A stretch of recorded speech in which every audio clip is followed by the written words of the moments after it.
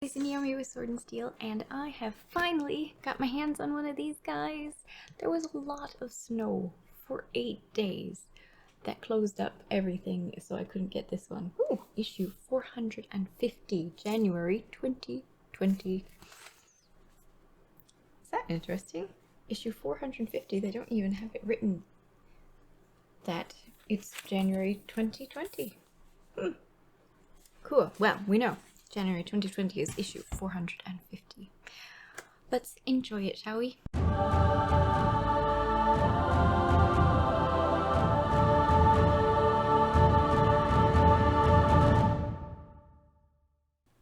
Alright, we've got Galactic War Zones Urban Battlefields. Nice. And new rules for Kill Team. Ossiarch Bone Reapers versus Ogre Maw Tribe Battle Report. New Year, New Army. Oh, okay. The Stormvault Warlords and much more for Warhammer Age of Sigmar and 40k. New resolutions. From all your friends at White Dwarf, Happy New Year. January is a fun time of year for hobbyists. It's a time of new hobby projects and new resolutions. You might have new models as a boon from the holiday seasons, or perhaps as a gift to yourself. And I know you've got models, units, or even whole armies waiting to be completed. What? Of course we don't. So whether you've got new or old projects waiting for you, there's no better time to make a resolution to make that army, battle, or parade ready. Yes, I know. I'm going to get my stuff done. Alright. We've got that waiting. What is that? Oh, it's a giant squig. Ooh, nice turtle. Pretty. Mushrooms. The mysterious mushrooms. Ooh. Oh. Look how that guy was painted. Nice setting too. It's so monochrome down here except for the purple, and then he is so colorful. It's very nice. Gandalf. That's very nice too. Look how nice that glow is, and then they really set it off against that with these autumn leaves. This autumn basing looks really nice. Painting question. Hello, I'm starting a new Adeptus Mechanicus army, and I've decided from looking at the codex that I would like to paint them in the scheme of triplex val. So I'm writing to you today to ask if you could show us a painting guide on how to paint the grey and yellow scheme of Forge World triplex val, as there doesn't seem to be any guide on how to paint their awesome color scheme. Well, Callum, we can definitely help you out. Or rather, Harvey Snape from the Studio Army Painting Team can. Harvey says, I recommend painting all the metalwork first, then the inner and outer robes, as they are the main colors of the model. The Skitarii trousers are a little green in tone, which is why I recommend a base coat of Ogren camo. You can use Uriel yellow for the cog pattern on his robes. And then they've got the list of how he would suggest to paint it. That's nice. Oh, more questions. The best man's speech. Salutations, revered and wise one. I have a request rather than a question, if I may be so bold. A giant of the hobby, Jim Jennings, got married in August. Jim is a stalwart of the staff at my local Warhammer shop. He is extremely knowledgeable and experienced in all things hobby, painting, converting, gaming, and lore. Not only is he a powerhouse with a paintbrush, but he is also striving to push the skills of the painting community that have sprung up around our store. To top it all off, he has a beard to rival the most hirsute of fire slayers. My request is this. Please, can you offer your congratulations to Jim and Christy on their nuptials? I would be eternally grateful if you could. From Ben in the UK. Well, after such an eloquent request, how could we possibly refuse? We asked Grombrindle to step out of his usual corner to say a few words. And Grombrindle, why can I never say his name the first time? Grombrindle, the White Dwarf, says, "Congratulations on your wedding, manlings. I wish you all the very best in your future married life together. May your tankards always be full, your hearth well tended, and your book of grudges never quite complete. I also heartily recommend old Carrickson's beard wax for the very best in personal grooming." That's pretty cute. Model of the month. Nice. That is one pretty awesome Imperial Knight Orc. What do they call them? Impressive Orky creation. Morkanite? That is pretty awesome. Worlds of Warhammer. Okay. Ooh, that's a nice blue. Very pretty.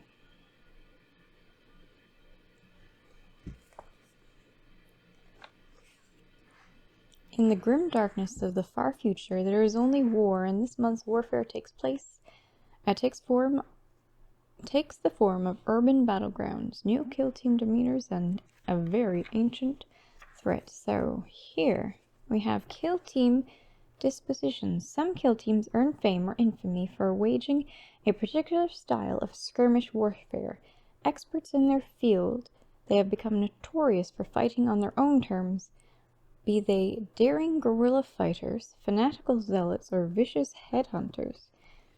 So it says, the rules presented over the next few pages offer new ways to build narrative-focused kill teams that specialize in a particular style of war.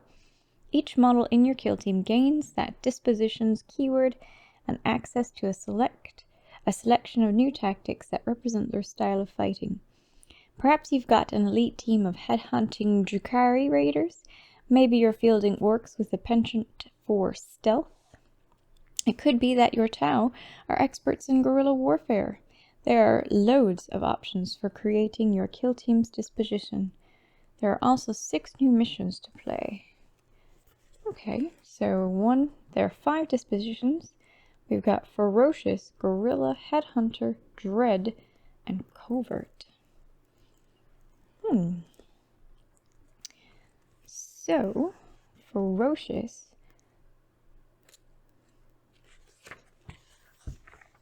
Guerrilla, Headhunters, Dread, and Covert. Well, let's see what Dread does. Use this tactic at the start of the Take Nerve Test step of the morale phase. Pick 1 Dread model from your kill team. Until the end of the phase, opponents must roll 1 additional d6 and select the highest when taking nerve tests for their models whilst they're within 6 inches of that model. Neat. Use this tactic when an opponent picks an enemy model within 1 inch of a Dread model from your kill team to fall back.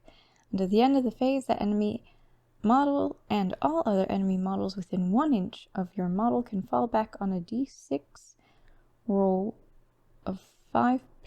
Can only fall back on a d6 roll of 5+. I'm very specific though. Use this tactic when an enemy model that is shaken or has 1 or more flesh wounds is reduced to 0 wounds as a result of an attack made or a psychic power manifested by a Dread model from your kill team. That enemy model is taken out of action. Do not make an injury roll. Well, that is nice for 1 command point. So that's neat. We've got 6 different narrative and play missions. Last of the Silent Kings. Steeped in mystery is the saga of the Silent King. He is both the first and the last ruler of the Necron race, and he has not been seen for close to 60 million years. Now the Necron tomb worlds are awakening, and rumors abound of the Silent King's return. Ooh. Ooh.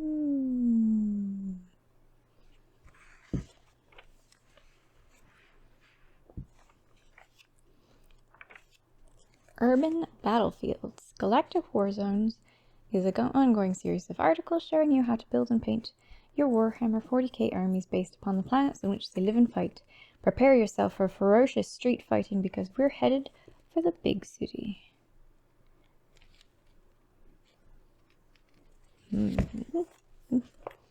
Painting your armies. Urban camouflage can be achieved in many different ways, not to mention many different colors. Here we provide you with a few painting options for your city fighting soldiers. Okay, well, let's see. While Space Marines rarely change their heraldry, War's Vanguard strike forces are known to wear camouflage capes to ensure they get into position without alerting the enemy. Oh yeah, I can see the camo. 3 similar grey tones were used on this librarian's robes with a blocky camouflage pattern to help out his outline.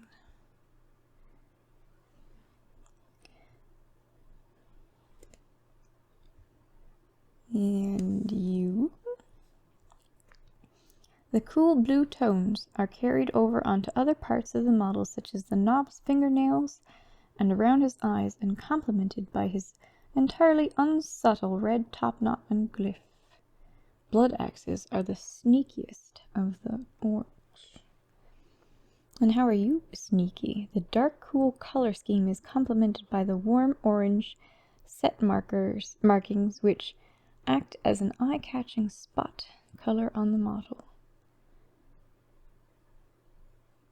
The Tau often change the color of their battlesuits to match the environment they are fighting. Hormigaunt of High Fleet Hydra.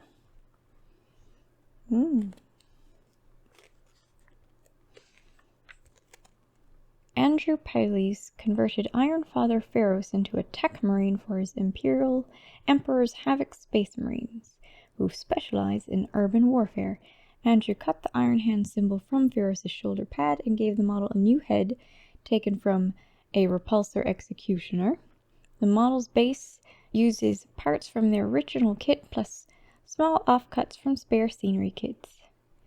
Andrew used Forge World's medium earth and dark sand weathering powders on the model's feet. Does look good. Dusty. And that is a nice looking camo cloak.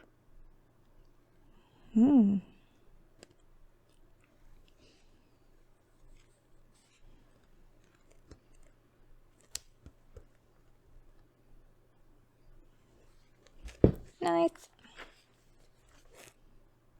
Cute. John used hero bases for his eliminators to make them look like they are in dug-in positions. Would you believe he painted them almost entirely with contrast paints too? Looks good. Cool. Took some Sector Mechanicus bits to add to his truck. Neat. Ooh.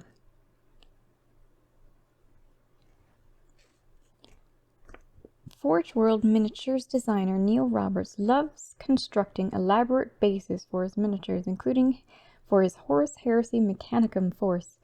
We asked how he went about making them. Look at that fun going on. I like the tiles.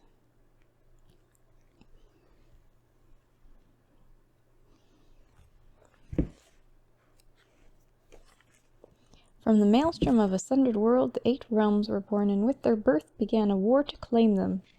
This issue, Skyborn Battles, Mighty Warlords, and a Bone-Crushing Battle Report. Bone-Crushing Battle Report. Doesn't say bone stealing, and it's Bone Reapers versus Ma War Tribes. Does that mean the Ma War Tribes won? I wonder. Red Prospect. Ooh, fiction. About a Caradron ironclad Sky Thane and his captain Gronky. Cute. Oh, facing a demon.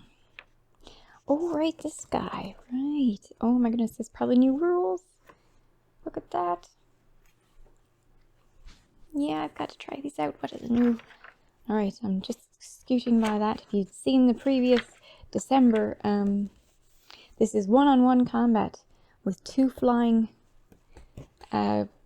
models. You just need 2 models to play the game.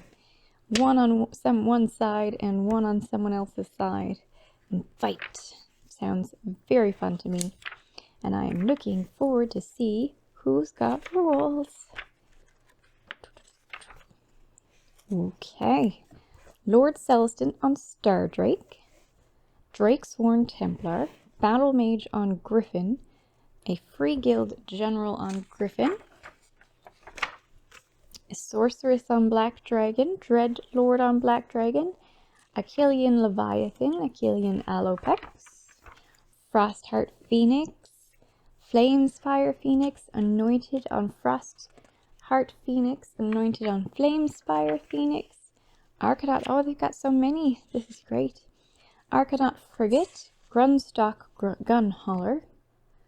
Bloodthirster of Incessant Rage, a Bloodthirster, Lord of Change, Demon Prince, Chaos Sorcerer Lord on Manticore, Chaos Lord on Manticore, a Chimera, awesome, Royal Zombie Dragon, Abhorrent Ghoul King on Royal Zombie Dragon, Royal Terrorgeist, Aberrant Ghoul King, Aberrant Ghoul King on Royal Terrorgeist, Vampire Lord on Zombie Dragon, and Mega Boss on Maw Crusher. Oh, I just love this model.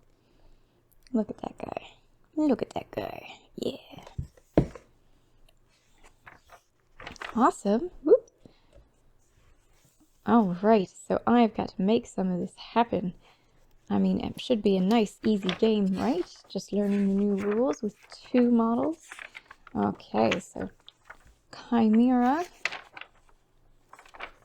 And of course I know someone who has all of these guys, and I've got some Bloodthirsters, and I do not have a Lord Celestin on Star Drake, but I know someone who does. So I need to get him to come play, I think. Maybe we shall fight. So cool. Okay, that is awesome. I really want to try out these one-on-one combats with your big, beautifully painted models. Alright, rules of engagement. Penned by veteran games developer Jervis Johnson, focuses on the creation, design, and evolution of the rules for Warhammer Age of Sigmar. This month, Jervis talks about 3 ways to play games in Age of Sigmar. I'm assuming, yeah, it's just the open play, competitive play, or match play and narrative play. A little bit of all 3. The Stormvault Warlords. In the wake of the Shaiish Necroquake, many of Sigmar's ancient Stormvaults have been revealed. Now 4 warlords seek to conquer one of these hallowed sites, and they've all amassed huge armies to help them do so. This month they're recruiting monsters. Yes, monsters. Ooh, that's a nice scene. Look at that. Pretty.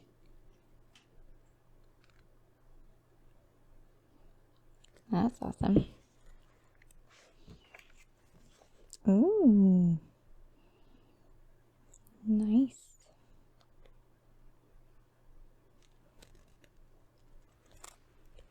I like these guys.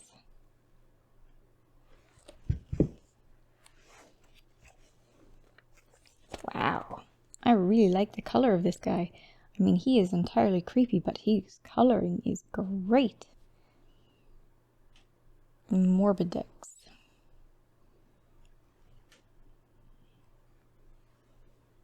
Wow.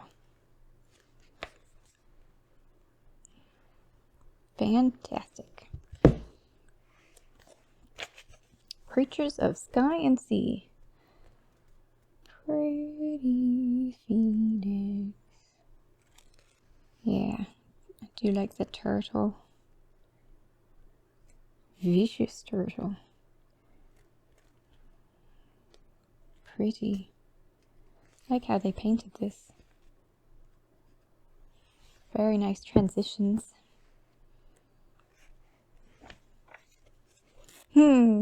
Yes, monster squig. Colossal squig.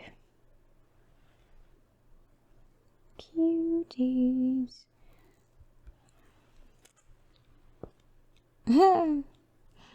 Love that. Big squigs tossing out little squigs. Destroy the Nexus. Oh, no, you don't. Where's the Nexus? There he is.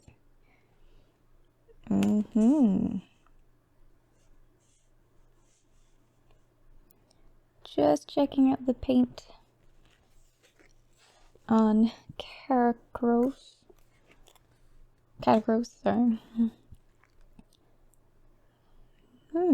This greenish coloring looks pretty nice.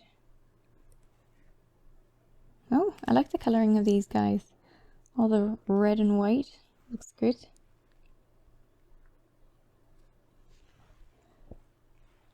Cool. He's got that guy too. Don't remember this green. Must not have looked at the model close enough. I don't remember this green thing flailing out.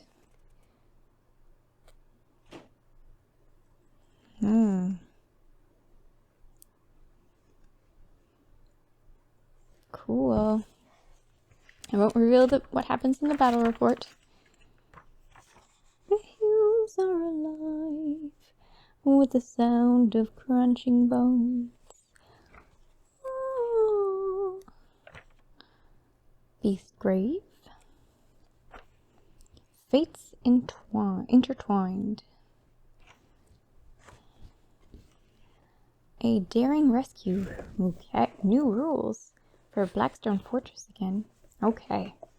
Hidden in the depths of the Blackstone Fortress is a place of pain and misery. Aren't they all? The captured explorers are dragged there to be interrogated by an individual known as Flesh Spoiler. Sounds like a fun guy. One of your associates is in his clutches and it's up to you to rescue them in this new quest. Neat. Here you'll find a brand new quest for Blackstone Fortress, the quest to the Weeping Labyrinth. Your mission is to rescue a captured compatriot from the clutches of the Flesh Spoiler before they meet a gruesome end. It won't be an easy quest, and the Flesh Spoiler's minions are particularly unsavory. Good luck in the Weeping Labyrinth, you'll need it. Standalone quests that can be attempted if the explorers have completed the quest for the Hidden Vault and are not currently on a quest. So after that, which is nice. Stage 1, Stage 2, Stage 3, Stage 4, Stage 5, Stage 6. Ooh. Okay, I guess I won't reveal it, but it sounds nice. Nice, look at that.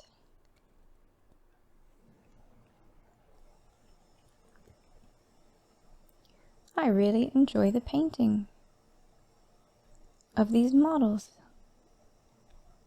That's kind of awesome.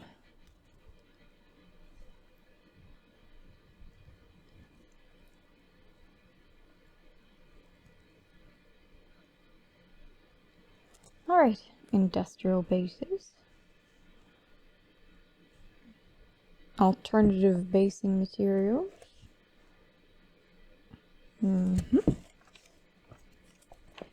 Creating bases for armies. Paul Claridge painted these Black Legion Chaos Space Marines and modeled them with sandstone colored bases that are covered in rubble and battlefield detritus.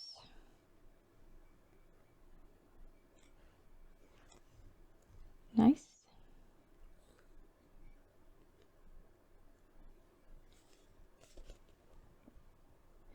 Ah, the pieces before they were painted.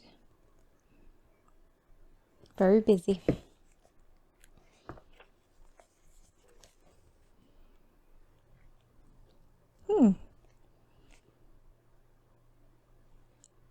Green marble, desert sands, frozen earth, dead earth,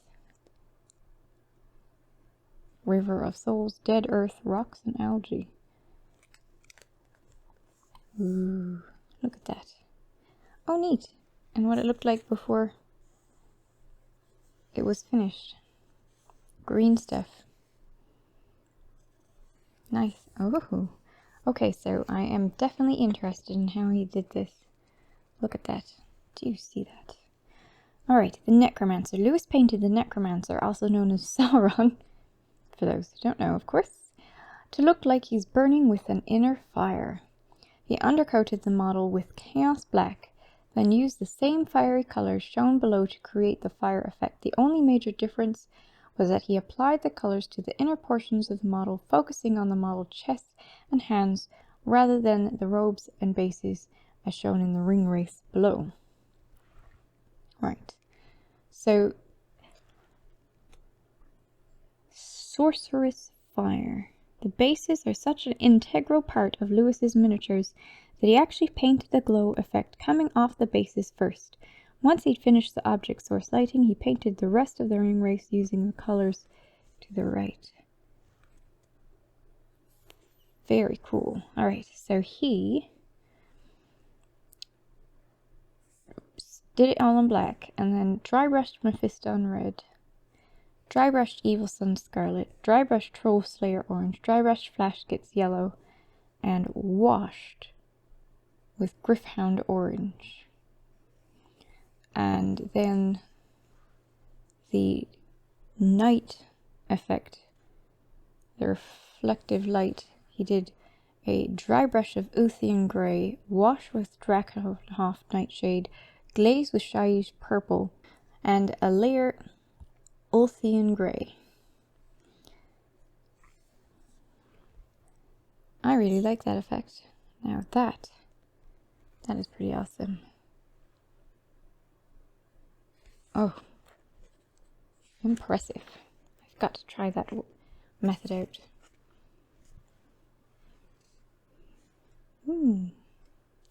Gruesome. New year, new army. Welcome to 2020, everyone. And with the new year fresh in our hearts and possibly fuzzy in our heads, what better way to kick off a new decade than with a new army for the new year? Here are 4 inspirational collections to whet your hobby appetites. Ah, when you said new year, new army, I thought you were saying you were going to be creating a new army, but no, you're saying that we should be creating a new army. I am working on Bone Reapers. They will be my new army for this year. I like those bases. Nice bases. Like the sand.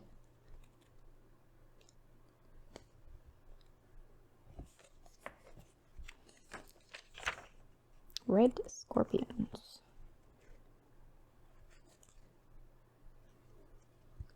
Interesting colors.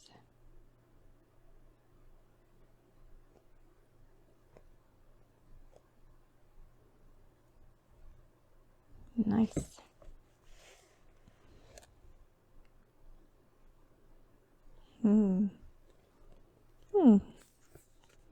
That's a very nice looking model. I like the white and gold helm. Tau. Pretty Tau.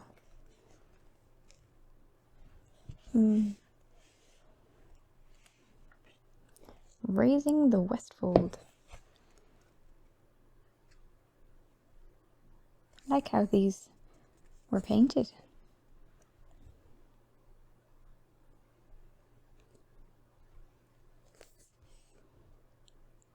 Ooh, nice.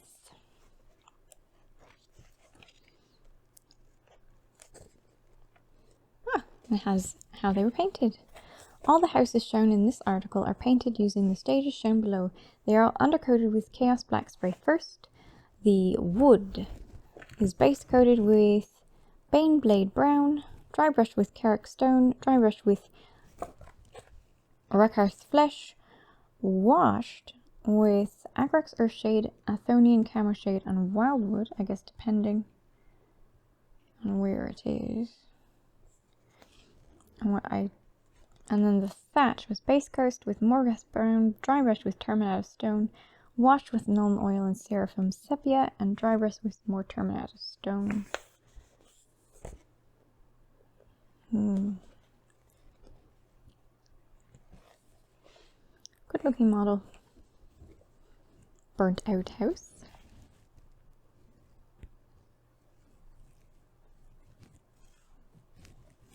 Cool. Well, I think it worked out really nicely. Ooh. Look, he even has the effect of the wood cracking from the burning. Nice.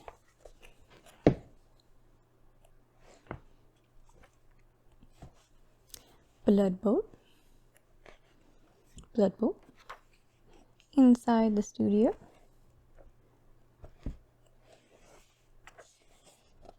Warhammer Resolutions. Oh, okay. I see. Cute. My resolution for January. Oh, only one model. Well, I guess make your resolutions straightforward and easy and you will get them done. So my resolution is to do for January. Oh my goodness, January is coming to the end. Well, alright. The model that I'm going to do in January is going to be the Black Coach for Nighthaunt, because I need to play in a 2000 point army and that finishes them off. So that's my model. February will definitely be the St. Catherine. She'll be done before the end of February. And March will be Catacross, who's been waiting too long. April will be... oh, I'll be distracted by April.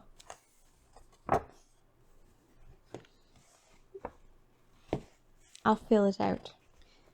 Fill it out and make it happen. That was fun.